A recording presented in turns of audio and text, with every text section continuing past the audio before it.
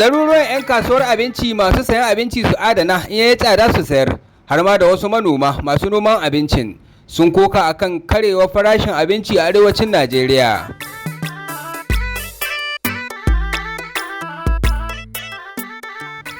To jama'a barkanku da yau, barkanku da sake kasancewa da mu a cikin sabon shirinmu na yanzu.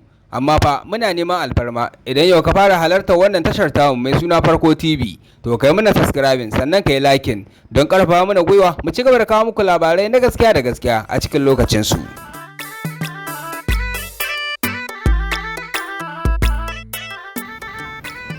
Rahotanni sun bayyana cewa ɗaruruwan 'yan kasuwar abinci masu adana abinci idan ya tsada su sayar sun koka akan yanayin da ake ciki yanzu a arewacin Najeriya.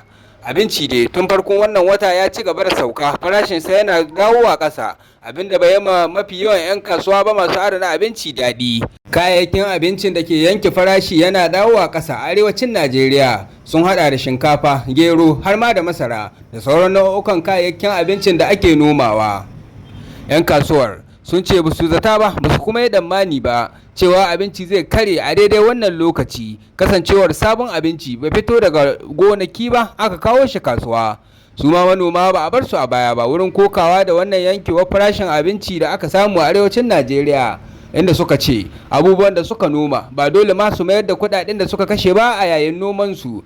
Wani manomi ya bayyana cewa ya ci bashin banki ne domin ya gudanar da aikin noma, amma fa ya ce ga dukkanin alamu kuɗin ba za su biya banki ba, balantana ma har ya samu riba. To ko menene sanadiyar haka?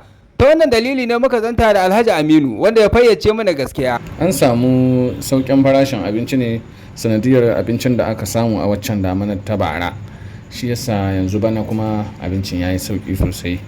Ya ƙara da cewa manoma ba za su yi hasara ba dangane da abubuwan da suka shuka. Ya ce bincike ya nuna cewa manoman sun sai kayan aikin gona da tsada, amma kafin su cire abincin zai iya canzawa ta yadda za su mayar da kuɗinsu har ma su ci riba. Sai dai ya yi albishin na ci gaba da faduwa ga 'yan kasuwar da ke sayan abinci suna ɓoye shi, kasancewar farashin da zai dawo na abinci ba zai dawo irin farashin da suka sayi abincin ba tun a baya. Alhaji Aminu ya yi gargaɗi da wanda ya adana abinci domin ya yi tsada ya saida da ya yi ƙoƙarin fitar da shi tun kafin abin ya ida zuwa ƙasa wanwar.